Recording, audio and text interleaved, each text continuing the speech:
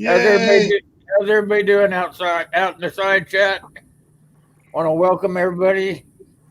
Want to thank everybody that are veterans. If you're a veteran, thank you for your service. Kind of screwed up what the government's doing with our veterans we have right there out in the field right now, but oh well, that's what we get.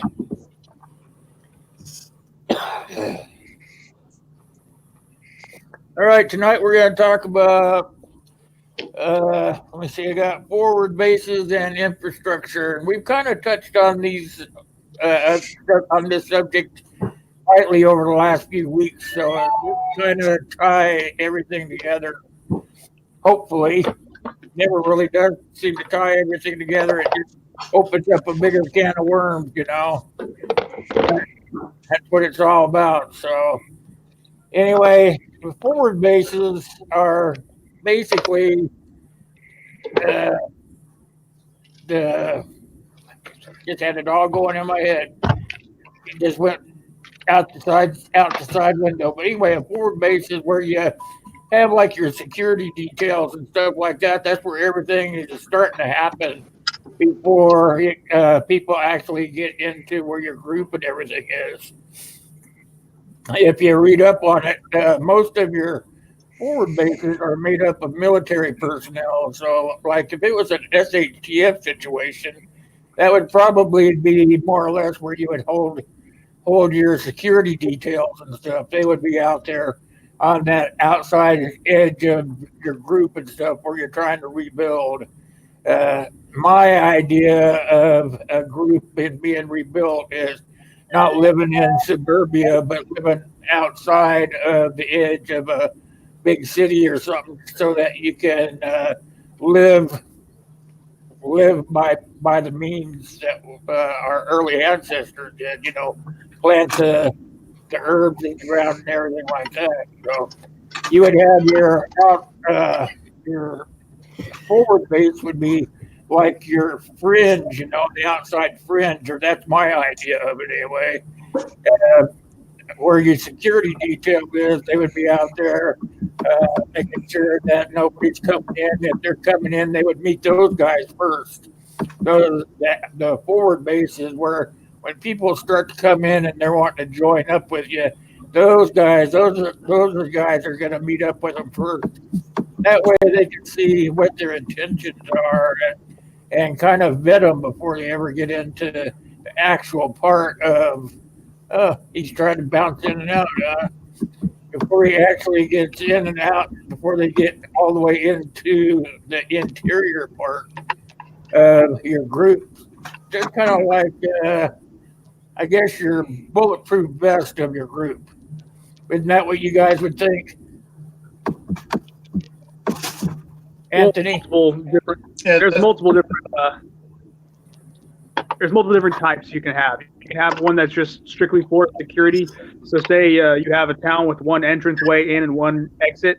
That forward operating base can be what's going to be your stopgap to stop people from coming in without being checked out, etc. It could also be a trade point. So, say you have a town that's right next to you that, let's say, they have a salt mine and you have fresh water or something like that. And you can meet somewhere in the middle where it's not interfering with either one of your actual main towns and trade from there. So in the military, when we have forward operating bases, it's usually in places that are we want to keep an eye on, but not necessarily put a base. So when I was in Afghanistan, we had about 4 or 5 that were within a certain mile of our main operating base. So we could, if we needed to, go into that whatever direction quicker than we normally could from a normal base. And also, if there is an attack, they'll attack them first before they get to the main base. So depending on the situation, will depend on your type of forward operating base. That's what I was thinking. They would be like the outside fringe. They would protect anybody past that part, and at the same time be able to do other things. Like if you really read up on it, or if you have any kind of expertise at it, or have been in that scenario, those are where they put out like I don't know, walls or barbed wire fence curled up and whatnot. The stuff that keeps people from getting past them, so Picket that they line. yeah, so that they can contain any bad people from coming past that point. Yeah, you're going to And have a lot of you're going to have your concertina wire and everything else kind of set up right there.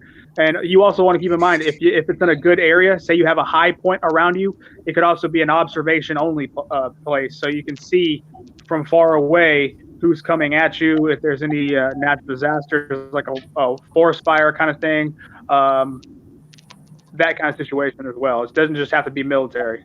yeah, it does. Sure. That's what I was saying. Probably security or something like that. Yeah, it's going to be your LPOP, your listening post and your observation post. You're going to want to have some of those outside of the wire strategically placed around your community so that you can have all of the different directions covered, so that you do have your scouts out ahead of time, so you can have your advanced party essentially to be able to funnel the information back to the town so that they can do the hard preparation for any siege that might be coming in, or like you said, for any forest fires or any anything out of the ordinary that's happening. You definitely want to have those forward observation posts there. So those guys, they may just live out there. They might have their own mini camp set up out there. That would be like your security teams and stuff like that. That would be a good way to make sure that nobody's sifting through the cracks, so that the rest of the people that are there can go ahead and start doing the infrastructure part of what we're talking about. They're the ones that are building the roads or putting in the fields or building a latrine, a huge latrine for everybody to use or whatever. So those guys would be the outside crust, and those guys might live out there and just rotate in and out with the other folks. What's your idea on it, Gil? Well, for a HSTF situation or Twaki situation, I see it more along the lines of what Tal Open said, but like you want to keep your main base or your main redoubt secret. So you put your forward base out there. That's what people run into. They don't know what you have back at home, at your real base. They don't know what it is, where it is, but you have to have your forward operational bases out there to intercept any of the routes of people coming in that might discover your real resources. Yep.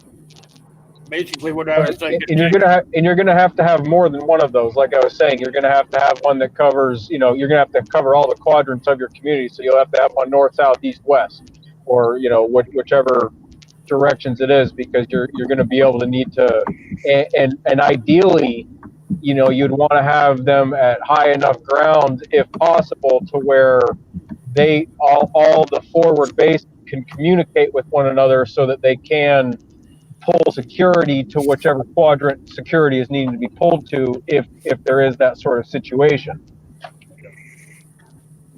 John's Life put in here my optional plan if I want to slow folks down is lay trees down on the quick ways in and out. Yeah, ideally you're going to want to be in a place. Ideally you're going to want to be at, like, say, a peninsula or something, so where you're surrounded by either a water, maybe mountains or something kind of hard to pass through, so a lot of people can't come through, and surround you basically. And a forward operating base is going to be one that's far ahead to intercept, like it was saying, anybody coming through, because you don't want people spotting your area. And if you are, if you have the geographical, help, like say with the rock outcropping or elevation or rivers or something like that, then it's all going to be strategic. And anybody in military training can know where to put a good forward operating base. But definitely think about rotations, who's going to be out there, and how you're going to be able to feed these guys, because if they are kind of self-sustaining, you're kind of leaving them out to the wind. Yeah. And they're going to be more than just food.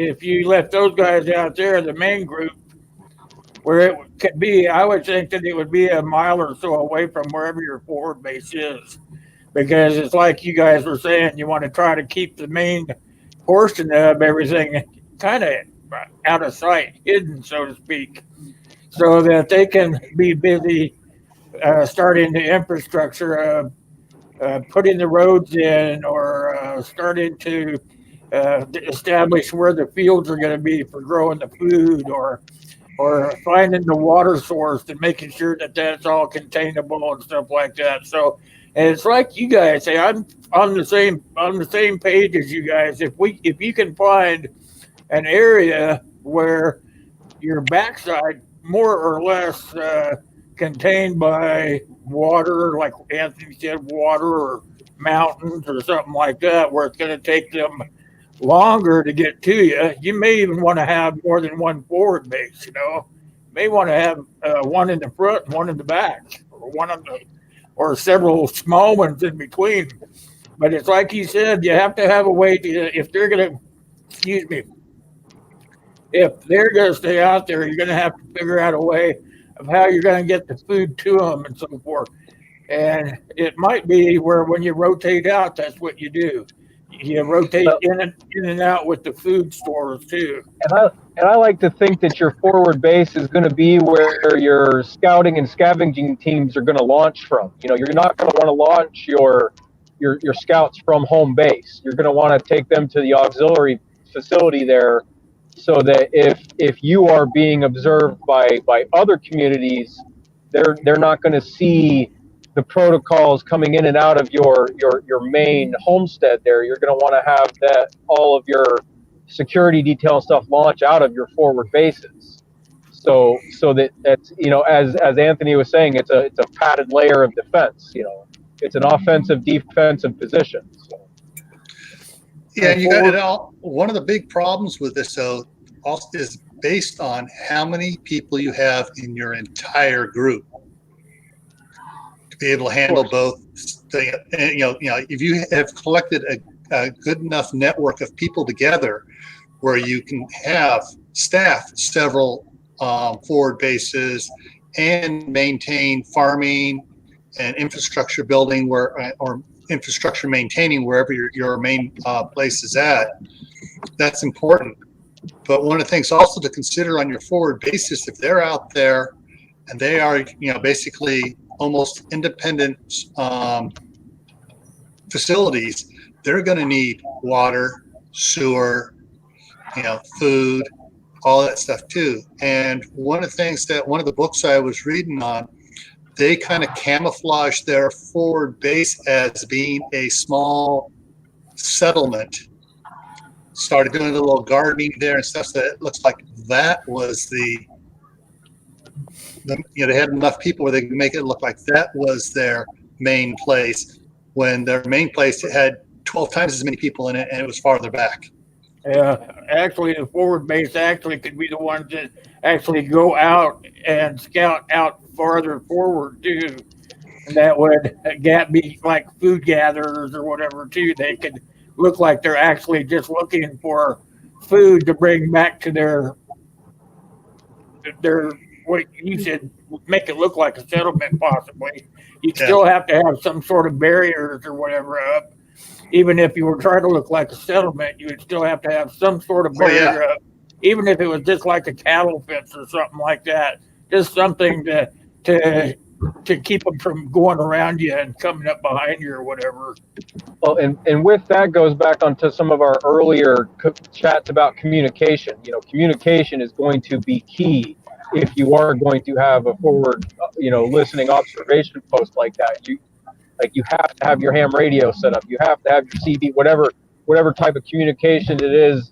Even if you look at the Lord of the Rings, they had their the torches between Gondor and Rohan type of thing. So they could light the beacons to sound the signal.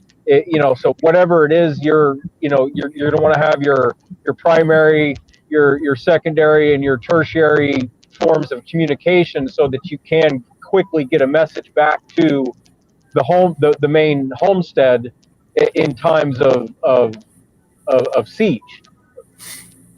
Yeah, that would be important to do is if this is a full-blown Milwaukee situation, is as you're relocating to this area, scavenge all the phone line and stuff off the power poles and cables and stuff. You can run hard landline. That way nobody can intercept your ham radio or your CB communications.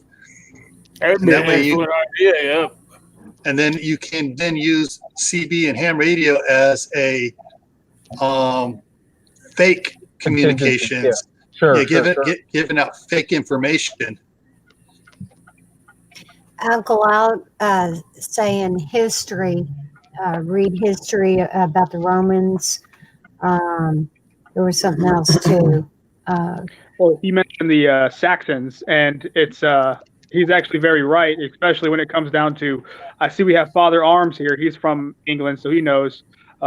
London is in the middle, so you have basically multiple forward operating bases all over the country.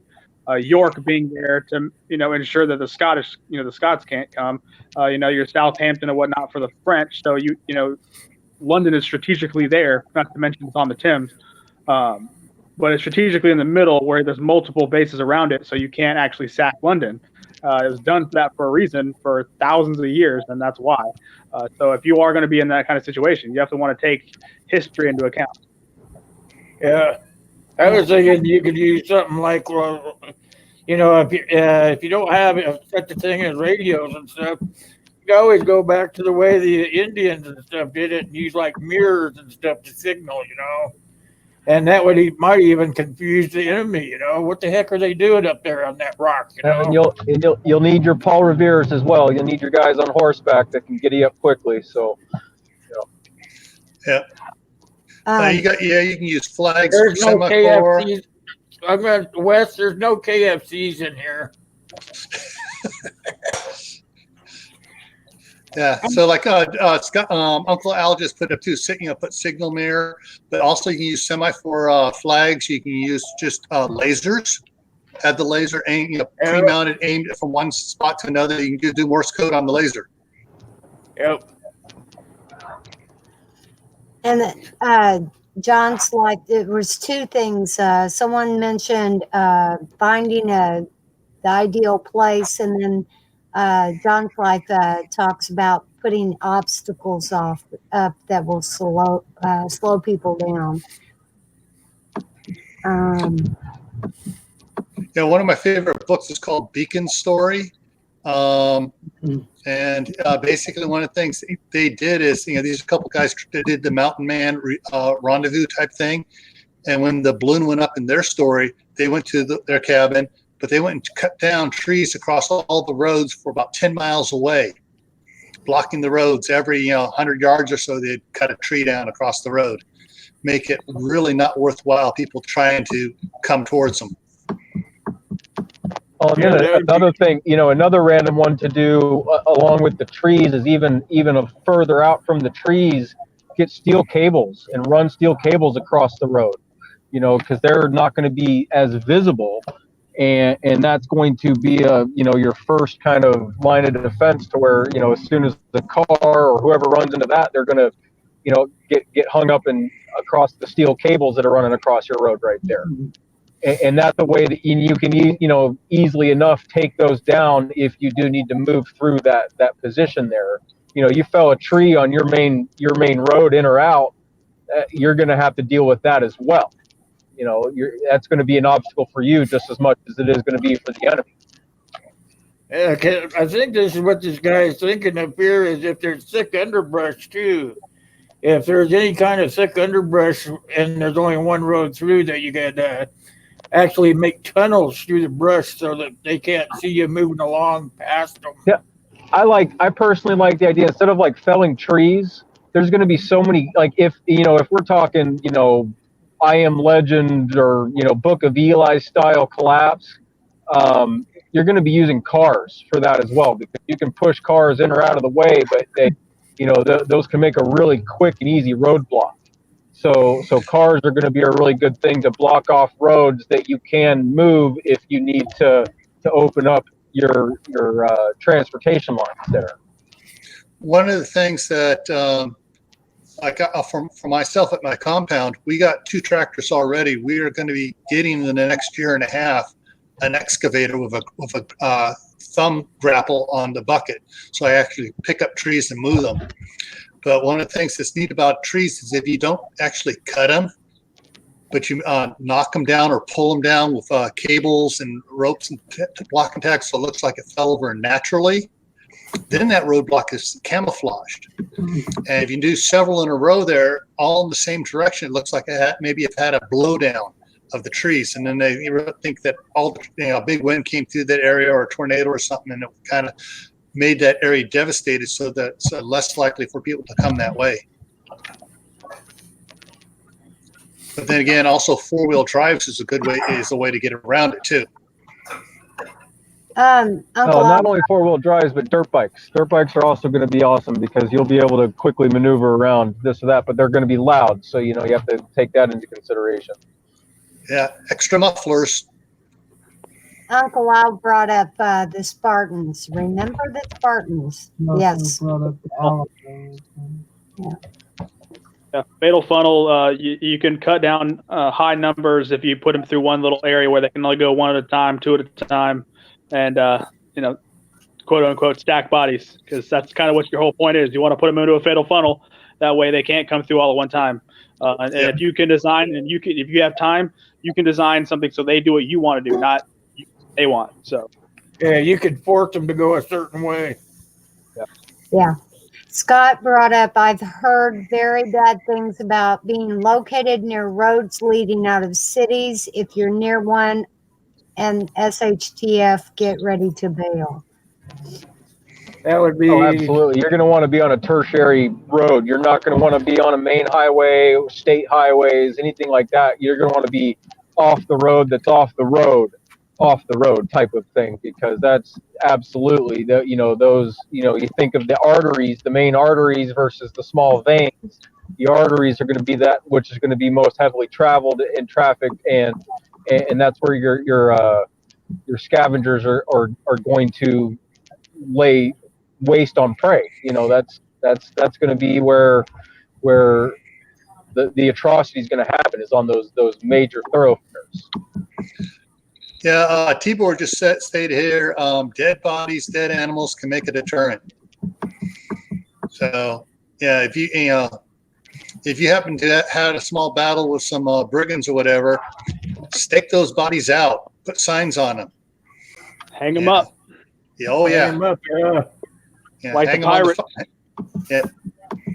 put them on the fences. And that's where John's Life said that's where the hazards come in. Oh, And Try that. That looks neat. Yeah. We're all equal now. That's what I was thinking. Now everybody gets to be seen. I just play around with buttons. There you go. That John's Life said that's where the hazards come in, and I probably be a fun little individual and place traps through the woods. Yeah, don't underestimate bungee or like Vietnamese style traps. I mean, hell, we learned a lot of our gruesome things from the Vietnamese and the Native Americans. They were pretty good at doing booby traps. So read your history, and learn that stuff. If you had Just trees, watch Rambo First Blood Part 1. if you had trees across the road, you could have a big pit there so that they're going to slow down to get to, when they get to the tree, it could just drop down and just swallow their car or vehicle up, Then you've got them where you need them. Happy birthday, AOK Foraging and Adventures. Happy birthday. Is it Zach's birthday or Brenda's? I don't know. Happy birthday, whoever it is.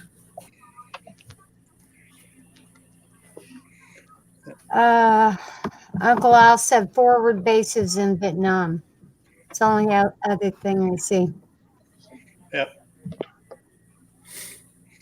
One of the things also to consider is, besides having your forward bases, having, and I'm kind of glad that Steve from Corsair Trainers is in here, because he started thumping chest on this one. Have your sniper scouts. set up to go out and, like Marines, go out and do their recon and then come back. And they The would forward operate. patrol, forward yeah. patrol. Not just the patrol, be like a sniper where they don't see you coming out and patrolling. You have other patrols that they might see, but you want to have some of your really good bushcraft people that stay hidden, go out and go out somewhere and just sit out for a couple of days and then come back to keep an eye on things without being seen and give you a real perspective of what's going on out there.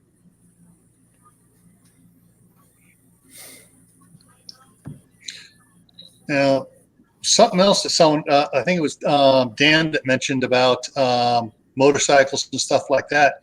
You also have quads.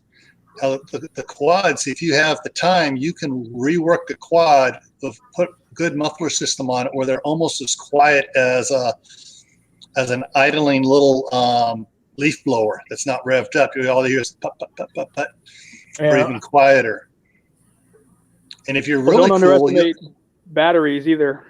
Yeah, I was going to say, if you're really cool, you'll stop by the golf courses and grab a bunch of golf carts on your way out. Those things would work wonders because they go over uneven surfaces pretty good.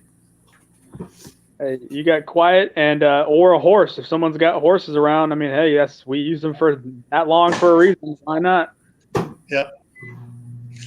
So we got all these guys out there doing the forward motion stuff, but guys back behind there are starting the infrastructure. What do you think they should do on the infrastructure first then? Well, Water. First things first, you have to think about water and you have to think about where the waste is going to go. So Water and sanitation.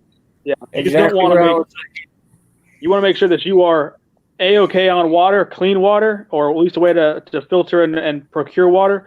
And you want to make sure that your waste is getting out effectively and not contaminating that water. You want to make sure that you start having the latrine far enough away from where everybody's got their living spaces at. Right. And then figure out a way to get the flow going that direction. When I worked for a construction company when I was young, we had a saying there. It was payday is on Thursday and crap flows downhill. So always make sure your sewer pipe is going downhill. You don't want it backing up on you. 2% drop, yep.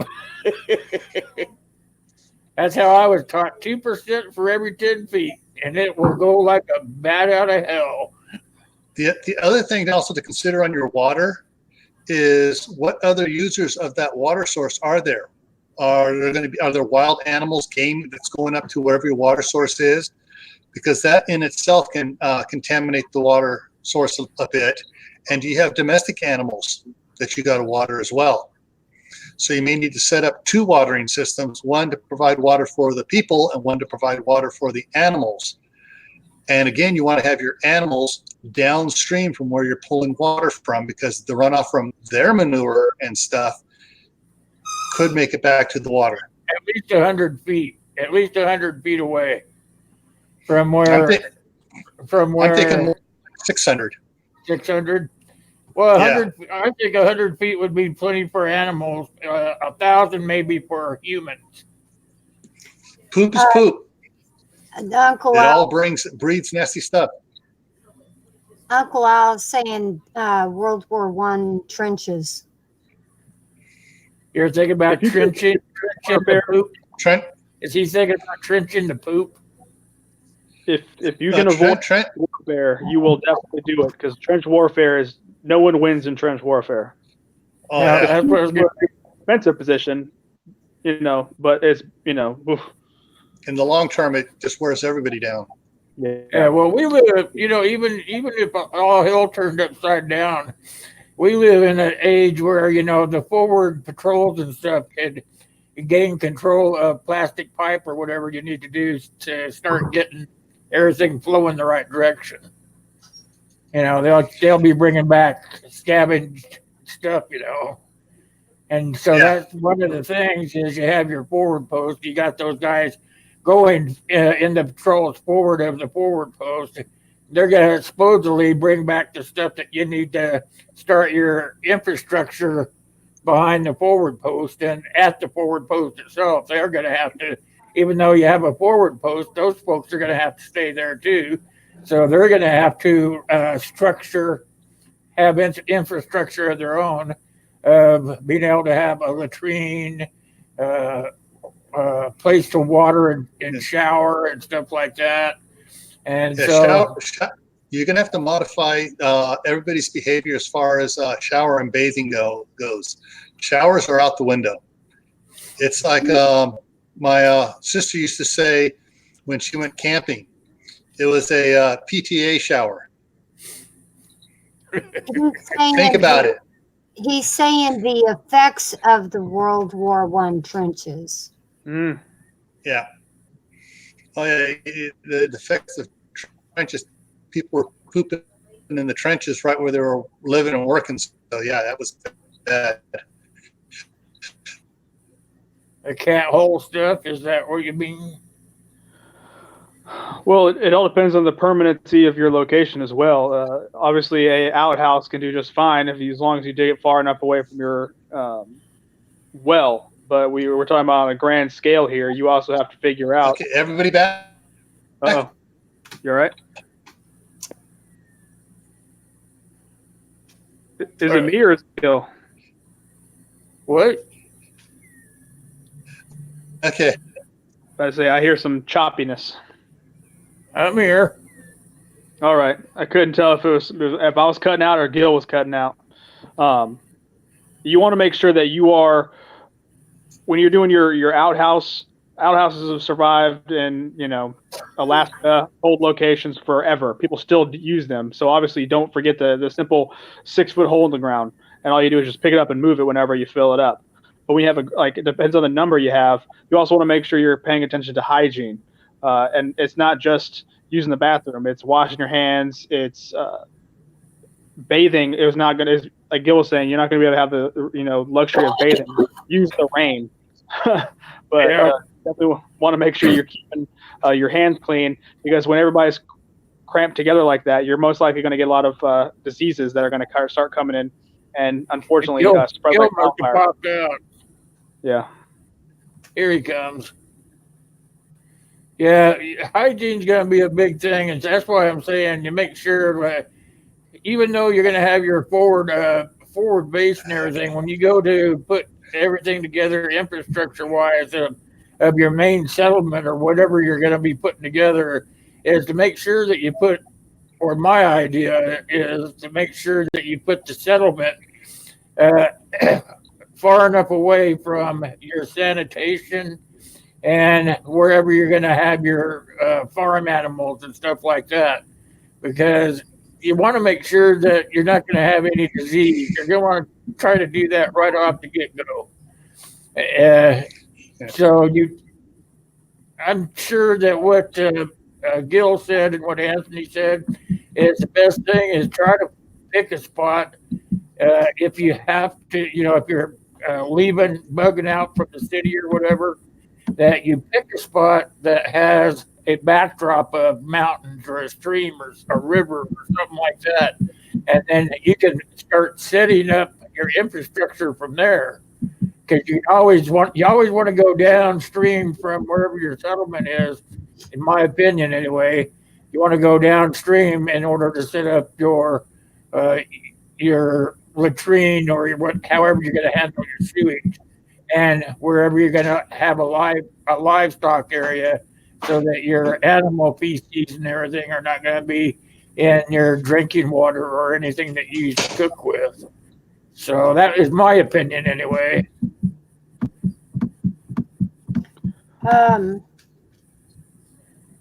There, I got you back, Gil. I'm not. You're back. Also to consider is that you can use. If you have a lot of trees you can use, I see buffering. You can go ahead and you can build a big septic tank using lumber, because that's what the original wooden vaults underground. Around, you can build a nice it'd be like septic hole. Yeah, and then when your teams get back with plumbing, you can use the pipe to siphon the water off out into leach fields. And if you are smart, you can also put the leach fields underneath where you're gardening. Because when we lived in Arizona, our best crops were on top of the leach field. On top of the leach field, yep. I was going to bring that up. That's what Because as the poop and stuff dies and stuff, it aerates back up through the ground. So you can grow really good food wherever your leach field is.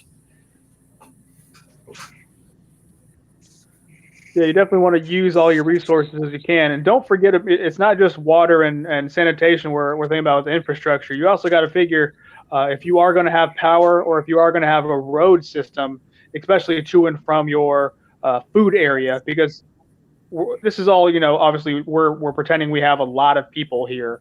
There's going to be people dedicated only to food production to make sure that people at the forward operating base can do their security duties and not have to worry about growing stuff. So you want to make sure there's a good infrastructure where that food is going to be taken so where everybody can easily get it. It's dispersed.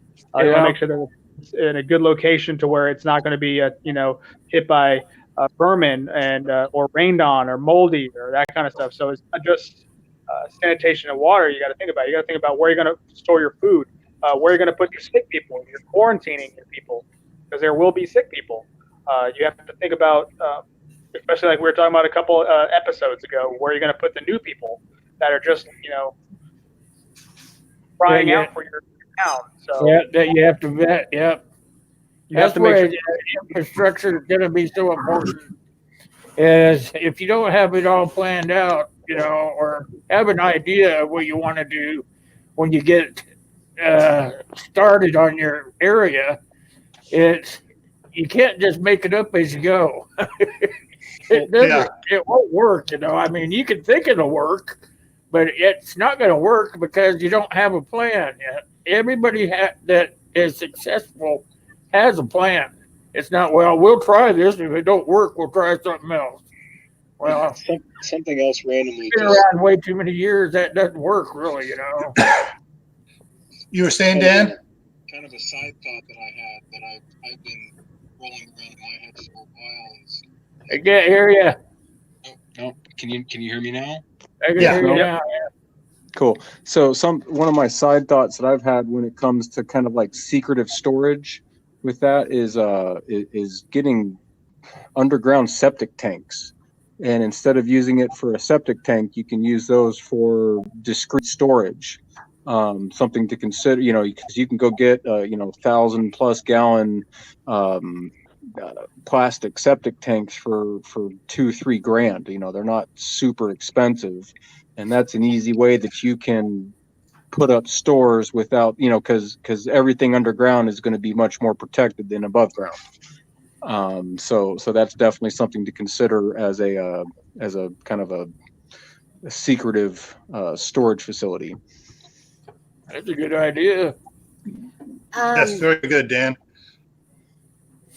Okay. Oh gosh, I lost it. Oh, Tibor 101 said stored grains will mold, and Kaylin Strain brought up proper medical disposal. The medical waste and stuff like that. You would probably have to start a dispensary or something like that to begin with. I don't know how, how you would go about getting everything in there that you need, but you'll have to have something to have a starting point with, in my opinion. Well, you'll have to look everybody's going to be taking medicine. I'm not going to be giving my medicine up, but I'm saying that at some point in time, you may come across a pharmaceutical company when your guys are out wandering around looking for other stuff. They may come across a pharmaceutical company that's full of drugs still, and they might be able to bring some back or whatever, or maybe they find an old house that's all the people inside are dead or whatever, but they still have their medicine in the cabinets and stuff. These are all things you're going to want to be gathering up and bringing back to your people. And something else that you're going to want to consider in any sort of like large grid down catastrophe is casualty containment. because there are going to be dead bodies around, and there's going to be a lot of disease that's going to be coming from those. So whether you're going to start up an incinerator, or whether you're going to have guys that are making, huge pits, and mass graves type of thing, you are absolutely going to have to consider your casualty containment, because that is something that is going to be an issue for your community if you're talking, major collapse, grid down scenario. And not Yeah, just you're your gonna people, figure out where you're gonna any- put the any dead neighbors. bodies. Yeah, it was not just your people that you need to worry about burying if they happen to die. It's those that are attacking your community. Don't underestimate burning them either. Yep, that's why I like the idea of incineration myself, because that's a little bit easier than it's a lot less calories burned versus digging a hole in the ground. I mean, obviously you're burning a lot of calories with your incinerator, but you're not going to be using up all of your resources to dig Well, pit not graves. only that, if they're sick, then you're killing all the bacteria too. Well, it can't run down into your water source. Yeah, it's got to be way down stream. Way. The other thing too is if you do start a burn pit, you can just keep the one burn pit going. After you keep a lot of wood going in there till everything's burnt down till the next time you have to use it. That way you don't have to dig a new burn pit. Yeah. So you guys are out in the side chat. You can see where we're coming here with you got to have that forward base to keep you kind of safe, so the people in the actual living area can put everything together.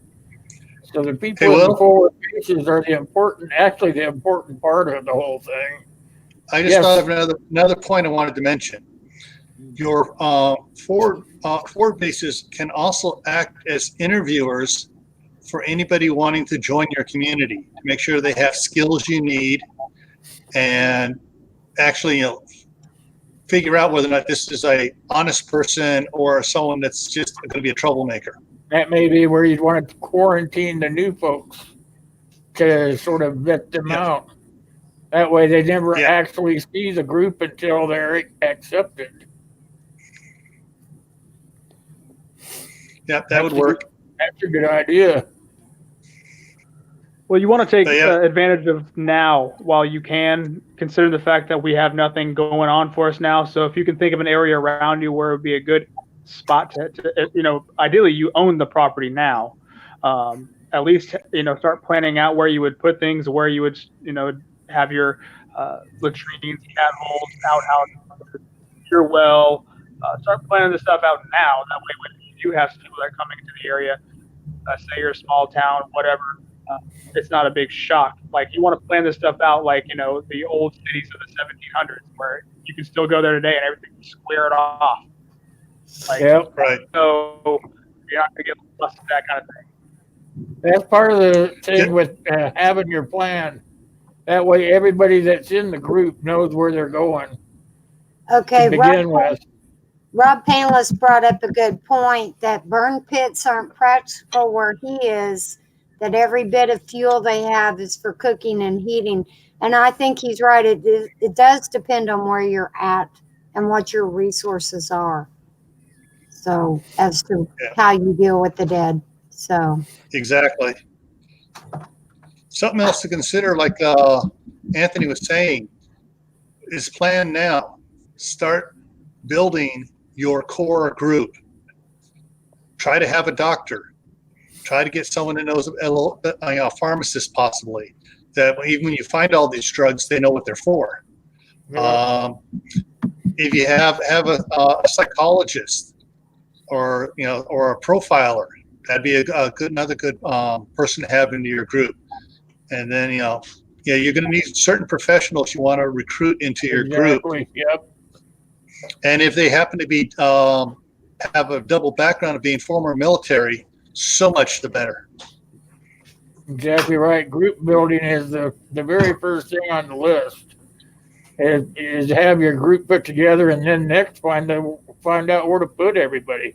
Where are you going to go? When are you going to meet? How are you going to know how to contact them? You know, say you get going on the road and something happens and you're going to be late. How do you let them know you're going to be late? These sort of things, you know. Yeah, that goes back to communication. Have a good communications plan. And there's a lot of groups that are working that system right now. You know, Oh yeah, they already have the group put together. They already have pieced them together by whether they're a baker or a candlestick maker or a law enforcement officer or whatever they are. They try to build their group around that core bunch of people so that when they get there, all they have to do is start doing the labor and the thinking to get everything going. So the group building is, in my book, a pretty good idea. You know, I've been working around that idea for a couple of years now. You know, you don't all have to live in the same town. All you have to do is but basically have the same wants.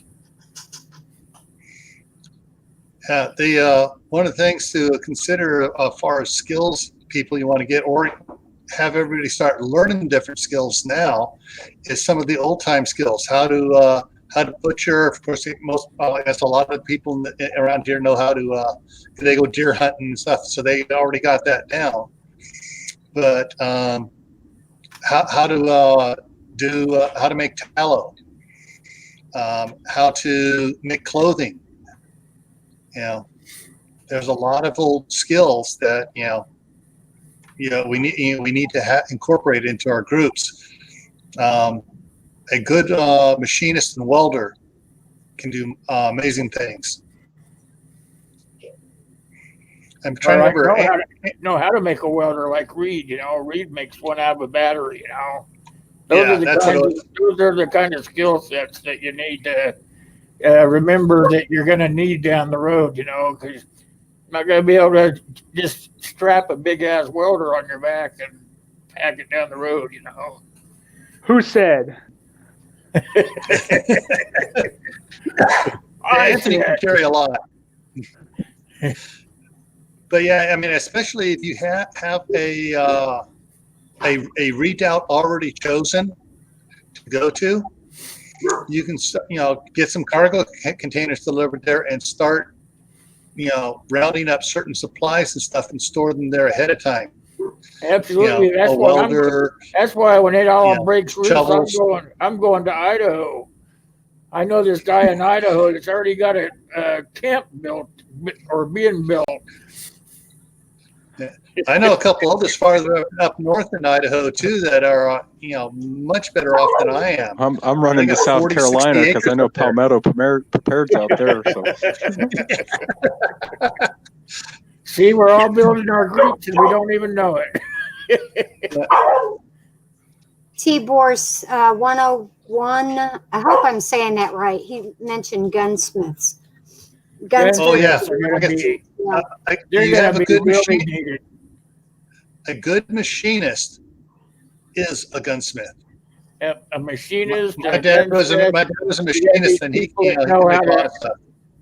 that know how to sew, leather makers like myself. Any of those little things that you don't think about every day are going to be needed again. You know. Well, my brothers and I. My mom made sure we all knew how to run her sewing machine, knew how to sew stuff. I mean, back then, that's in Scouts. You had to sew stuff to get one of the merit badges. Yep. I think it was the tailoring merit badge. So, there's a lot of skills that we can double up on and triple up on if we take the time to learn. Well, you don't want to be a one-trick pony. Make sure you're watching Steve's videos. He's giving out merit badges for what you know. Yeah, speak of Steve, there he is. He just popped in. Oh, he popped in. Oh, everybody, Steve's here. Yeah. I've really been enjoying Steve's merit badge videos. Those have been fun. Got your merit it reminds me of my scouting Steve? Days. So.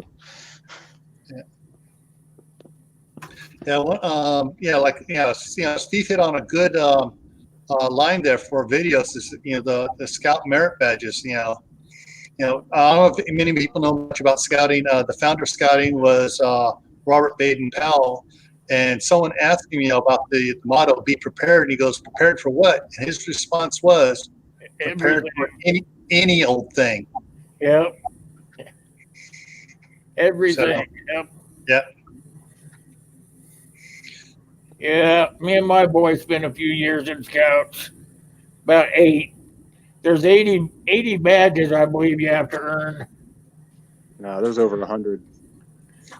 You only need to earn 21 to make Eagle, but there's over 130 different merit badges, including welding, search and rescue, life saving, first aid, which of course is the main one, but orienteering, which is another skill we need to have our people learn, orienteering. Orienteering. Everybody's not going to know the area, and you need to know how to read a map and get around. So that's a skill that you can learn real easy. Get the merit badge book. That's a big one, because I know it's funny because I grew up in the South and I grew up in the woods, so I always had a good sense of direction. It wasn't until I joined the military when I realized that there's a lot of people out there that have absolutely zero sense of direction in the woods, and it's actually quite funny. And you don't realize it until you come across it. Not only in the woods, yeah, you can but hand them in a the map city, and they'll get lost.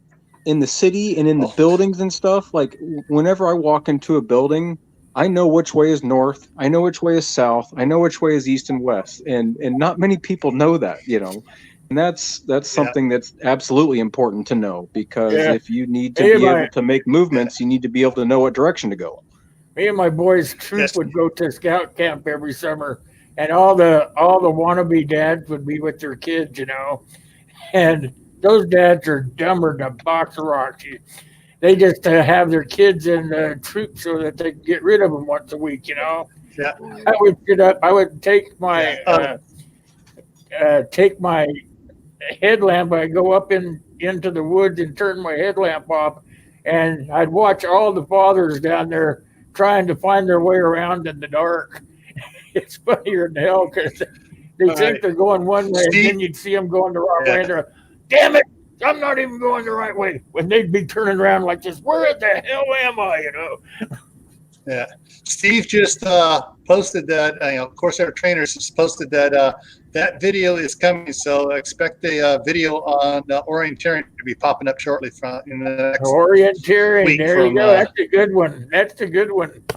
My son took that one. That's a good one. Very important. Yeah, it's like I've seen some people with the Thomas Brothers book, map, and just which way do I go? My GPS isn't working. Unfortunately, technology has killed skills. And some of them Boy Scout dads even have headlights on, and they still can't find their way around. Some people wants to know how to improve her sense of direction. Any suggestions? Go out in the woods. Practice. Get a compass and start practicing. Like that, and get that the handbook for the Scout handbook. I got one here. Learn how to read the stars at night. That'll tell you how to go in a certain direction. Just pay attention to random things like going out in the daytime, where the sun comes up, where it sets. That right there is a prime example of orienteering. Sun comes up in the east, sets in the west, you guys. That's pretty easy stuff. Yep.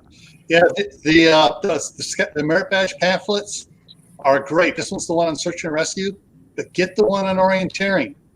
And there are plenty of scouting videos out there on orienteering that can teach you to do it. You can tell the time and everything else if you do your orienteering right. You can learn your way around at night by the stars too. Yeah, if you definitely pay attention to the sun, it can teach you a lot about orienteering. Yeah. So everybody in the side chat, if you haven't had a chance, click on Corsair Trainers and go visit his website. Get subscribed to him. Steve is really great. Don't be blowing his head up like that. Wait a minute. Ask her if he's Hey, I'm in California with him right now. I'm going to inflate his head till on Saturday when I pull the plug and I leave the state. You gotta stay on his good side, right? The only problem with someone brought up landmarks. The only problem with landmarks is that They can at move. SHTF, they may not be there. You know, Yeah, and you may go in an area where you don't know where the landmarks are. yeah. But when I done the pace speeds video, the one thing I did not talk about is using pace speeds in conjunction with a compass. And that's the part I'm learning. It's how to use the pace speeds and, along with the compass and learning how to read a compass. Because that well, is it's not just a compass. and a map. I'm sorry. Yeah, I bet say it's the map. You want to make sure that you're counting your paces in comparison to what you're moving on the map. That's how Exactly. it correlates. And know what your declination point is where you're at, not where somebody else is at. Right. But you've got to learn how to do all of it, though. You've got to learn how to map read. You've got to learn how to do a compass, and you have to know what your pace is. And, if you don't learn all of that, then it's going to be useless to you. So Something you Shoot to an azimuth. random thing about And paces. Real It quick, changes. random thing about paces. You need to know your different paces. Flatland paces versus elevation paces are totally different. So you need Exactly. to know what your Tired pace is when you're paces. going uphill versus when you're going flat. And that's why I said in my video that the pace is on flat terrain because it's different. Like you said, it is different. So you have to be very careful. And not only that, your pace on flat terrain can be different from when you're carrying a bug out bag to when you're been doing it for 5 hours and you're getting tired and you just dog tired. Your paces will change. Yep. Well, yeah, exactly. The way you're feeling. Yeah, that's what he's talking about. It does. She said my pace changes based on how I'm breathing. That's why Yeah. I don't like them pace speeds because your gait can change. Right. Well, as And I long as mean, you're doing an azimuth, you'll be pace fine. changed. My pace changed because of the arthritis in my knees. So yeah, I mean, it makes a difference. You have to, that's why I said you have to learn all of it. You can't just learn one thing. You have to learn all of it. And like Steve likes to say in his videos about training with the Freedom Sticks, that your adrenaline changes a lot. When you start getting excited, you can't hit what you're aiming at. You forget, you lose count of things. Everything just changes. All of a sudden, you'll be taking big steps instead of short steps. So you got to also realize that adrenaline is going to change your whole maneuvering in a situation. Yeah, but what does that teach us right now? That teaches us while the getting's good, you need to practice. You need to go out. You need to walk. Practice. You need to go on Practice. Yep. You need to be on a track. You need to have a backpack on you while you're on the track. You need to learn your steps, learn yourself and how your pacing is. Do it now while you can. That way, if something does happen and you do have to shoot an azimuth and you do have to go into the woods without really a good bearing because all the trees are in the way, you'll at least know kind of whereabout you are. Mm-hmm. Yeah. Someone brought up also your pace drift, which that does make a difference too. Oh, I just thought of something totally that we hadn't discussed and we really should. For our group, you need to decide ahead of time who's in charge, who's backup, chain of command. Because when things start getting really about that excited,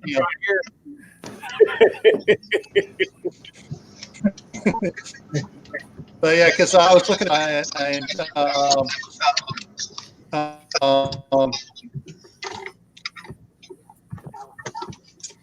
Steve was saying that he didn't make Eagle because he went into the Corps.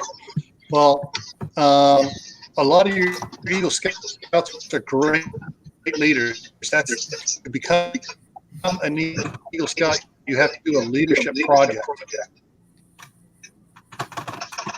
That's like got buffering going on. Most Boy Scouts, by the time, if they're actually doing what they're supposed to be doing, working their way to Eagle, by the time they get to Eagle, they're actually leaders.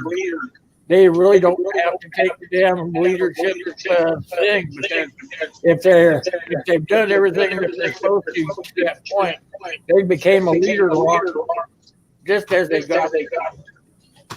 So I got my Eagle Scout when I was 17, and I can absolutely tell you that I put more time and energy into getting my Eagle Scout than I did my college degree. And it actually, if you calculate the amount of time and hours needed to get an Eagle Scout, it does require more time than a standard college degree. And it makes something. Kevin Moore brought up well-balanced common All right, sense. who's that going? She brought up a well-balanced common sense, self-disciplined leader. Somebody's echoing. Who's Okay, got? I hear an echo.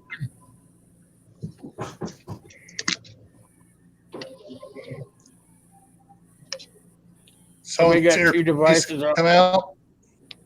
I hear an echo with Will and Cheryl. I don't hear an echo with Gil and Dan. Somebody Okay, I don't had hear two an echo things with going you like either, a phone. Anthony. Do you still hear it with me? No, No, you're good, Cheryl. Dan. I don't know if it was me or not. If it was, I apologize. I just switched over from car to headset to phone to headset to car. So Okay, I don't hear it No. now. No, it's good now. I don't think it was you that done anything. It was just trying to understand everything when it's going double time. I think it was the DHS checking in on Gil, making sure he's being good. Yeah, probably was. No, Kaylin, that's the chip implanted right here. That's that chip they put in.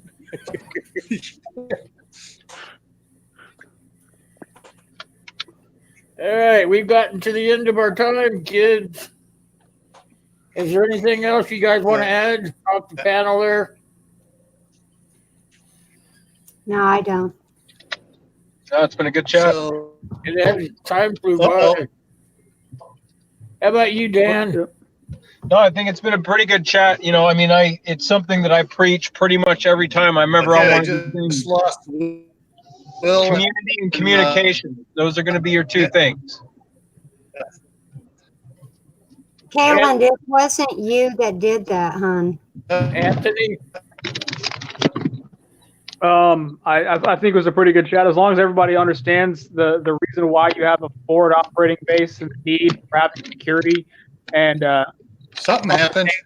of infrastructure, because infrastructure is not just airports and highways. It's basic of basic. So Yeah, start out basically at the bottom on everything.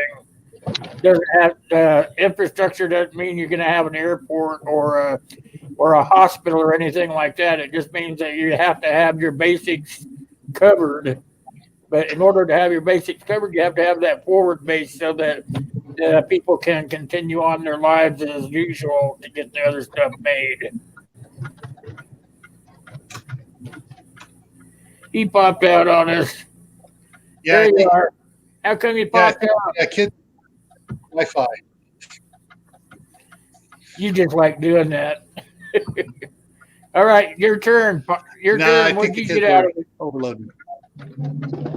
What did you get out of it, Gil, before you pop out again?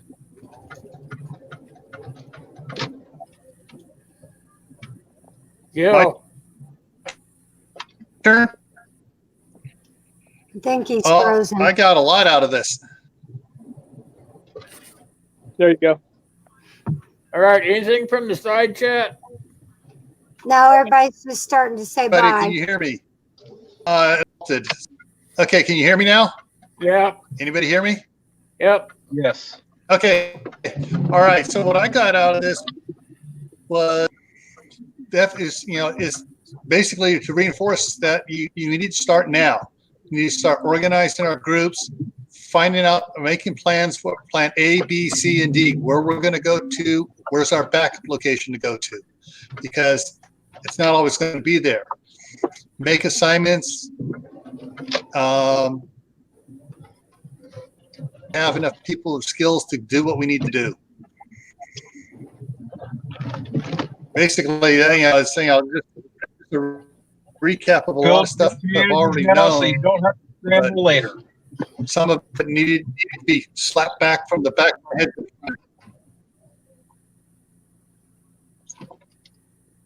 I think we lost. Okay, Are we all still I don't know if here? it's just me or not, but Yeah. It's just you, freezing on Joe. the screen. All right, I'm gonna go ahead and close the side Yeah. chat out. You guys sit still there. You guys sit still over here in the panel, okay? All right, everybody in the side chat. I want to thank everybody for coming. All right. And hope you guys enjoyed the panel we had tonight. We'll have another good one for you next week. Till then, we'll see you then. Thanks for coming by. Later, everybody. Bye, everybody. Later. Dan, Bye. say goodbye. Bye-bye. See you guys.